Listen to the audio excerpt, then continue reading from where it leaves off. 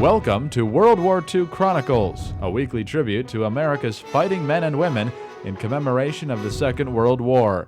These programs are narrated by Ed Herlihy and are based on the news broadcasts of the war period from the recorded sound collection of the National Archives in Washington, D.C. 300 miles from Australia's north coast, New Guinea offered Japan an excellent jumping-off place for invasion. On July 22, 1942, Japanese troops began landing at Buna, 150 miles to the north of Port Moresby on the island of New Guinea.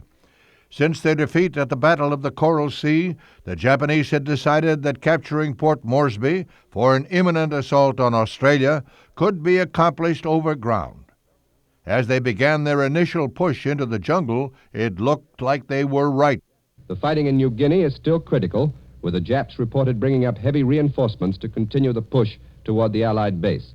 The first 50 miles to Kokoda was not especially difficult, but the final 100 miles to Moresby was over some of the most forbidding terrain on Earth. But the Japanese continued to slowly roll back the Australians. Allied forces are not doing any too well in the jungle fighting in the Owen Stanley Mountains of New Guinea, and dispatches from General MacArthur's headquarters say that the Allied troops may have to withdraw still farther before making their final stand. But the general adds, "But I think we've got the fighters over here to do the job."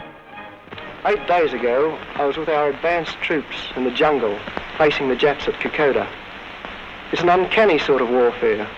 I should say about 40% of our boys wounded in those engagements haven't seen a Japanese soldier. With victory in sight, the Japanese were forced to reassign their forces to Guadalcanal and withdraw to the coast around Milne Bay. Armed with American reinforcements, the Allies now began their counterattack. Relentlessly, Australians press forward from the east, Americans from the west, swiftly and surely closing the prongs of their pincers upon the fleeing Japs. In New Guinea, the strength of the Allies has greatly multiplied, and the old defensive complex is gone. The offensive is now the order of the day. By November, General MacArthur would begin preparing for an all-out offensive on New Guinea. It would be the first step in his jungle road to Tokyo. I'm Ed Herlihy. Join me next time for World War II Chronicles.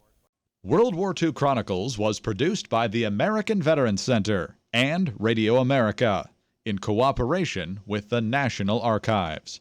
To listen to more episodes, subscribe on iTunes or visit AmericanVeteransCenter.org. We need your help to keep the legacy of our World War II generation alive.